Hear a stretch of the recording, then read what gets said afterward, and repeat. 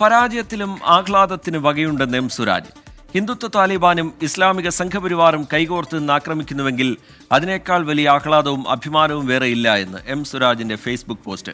R Sreeth വിവരങ്ങളുമായി തിരുവനന്തപുരത്ത് നിന്ന് ചേരുന്നുണ്ട്. ശ്രീത്ത്, ഈ മത്സരത്തിലൂടെ ചില പ്രധാനപ്പെട്ട രാഷ്ട്രീയ വിഷയങ്ങൾ ഉയർത്താൻ കഴിഞ്ഞു, അത് ജനങ്ങൾക്കിടയിൽ ചർച്ചയാക്കാൻ കഴിഞ്ഞു. ആ അർത്ഥത്തിൽ അത് വിജയമാണ് എന്നായിരുന്നു സുരാജ് നേരത്തെ പ്രതികരിച്ച് കണ്ടത്. ഇപ്പോൾ സുരാജിന്റെ ഒരു ഫേസ്ബുക്ക് പോസ്റ്റ് കൂടി പുറത്തു വരുന്നു. അതിന്റെ ഉള്ളടക്കം, വിശദാംശങ്ങൾ ശ്രീത്ത്. വിജിത്ത്, നിലമ്പൂരിലെ എം സ്വരാജിന്റെ LDFന്റെ പരാജയത്തിന് ശേഷം സംഘപരിവാർ ക്യാമ്പുകളിൽ നിന്നും കോൺഗ്രസ് ക്യാമ്പിൽ നിന്നും ജമാഅത്തെ ഇസ്ലാമിയുടെ ക്യാമ്പിൽ നിന്നും മറ്റുമുള്ള ആളുകൾ ഇതിൽ സന്തോഷം പ്രകടിപ്പിച്ചുകൊണ്ട് ചില പോസ്റ്റുകൾ പങ്കുവച്ചു. ഇതേ പോസ്റ്റുകൾക്ക് ഒരേ സ്വഭാവമാണ് എന്ന തരത്തിലുള്ള വിമർശനം ഇടതുപക്ഷ ക്യാമ്പിൽ നിന്ന് മറുത്തു ഉന്നയിക്കുന്നുണ്ട്. ഇക്കാര്യം ചൂണ്ടിക്കാണിച്ചുകൊണ്ടാണ് ഈ നിലമ്പൂരിലെ LDF സ്ഥാനാർത്ഥിയായ എം സ്വരാജ് ഇപ്പോൾ ഒരു ഫേസ്ബുക്ക് പോസ്റ്റ് ഇട്ടിരിക്കുന്നത്. പരാജയത്തിനിടയിലും ചില ആഹ്ലാദങ്ങൾ എന്ന തലക്കെട്ടിലാണ് പോസ്റ്റ്.